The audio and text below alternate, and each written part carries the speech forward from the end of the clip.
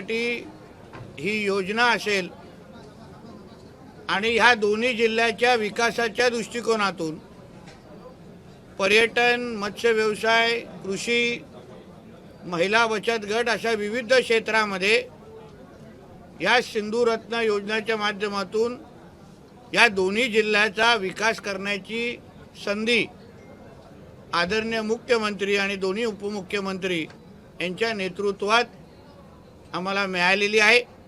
सिंधुदुर्ग जिल्ह्याचा पालकमंत्री म्हणून मी आदरणीय मुख्यमंत्र्यांचा आणि पूर्ण दोन्ही उपमुख्यमंत्री आणि पूर्ण कॅबिनेटचा मनापासून आभार मानतो। 400 कोटी जवळपास या योजनेसाठी दोन्ही जिल्ह्यासाठी तरतूद केलेली आहे। या योजनेचा अध्यक्ष हे पालकमंत्र्यांना केलेलं आहे पदसिद्ध म्हणून, आणि एक मुख्यमंत्री नॉमिनेटेड एक सदस्य उपाध्यक्ष असणार, कलेक्टर आणि अन्य प्रशासनाचे अधिकारी असणार, आणि म्हणून सिंधुदुर्ग आणि रत्नागिरीसाठी हे विकास करण्याच्या दृष्टिकोनातून अतिशय सुवर्णसंधी, महत्त्वाची सुवर्णसंधी आम्हा लोकांना प्राप्त झालेली आहे।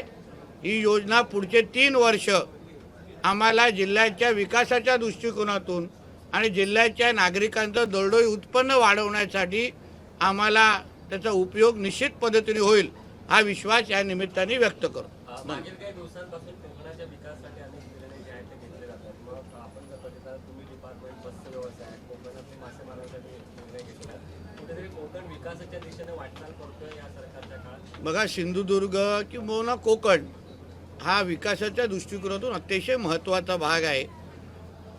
राज्याला पुढे घेऊन जायचं असेल, आर्थिक सक्षम करायचं असेल तर कोकणावर अगर जास्त भर दिला तर निश्चित पद्धतीने राज्याच्या विकासाला हातभार लागेल अशी भावना आमच्या राज्याच्या प्रमुखांची आहे, आणि ते फक्त शब्दापलीकडे जाऊन कृतीतून दाखवण्याचं काम आमचे आदरणीय मुख्यमंत्री साहेब करतायत। याबद्दल आम्ही त्यांचे मनापासून आभार मानतो।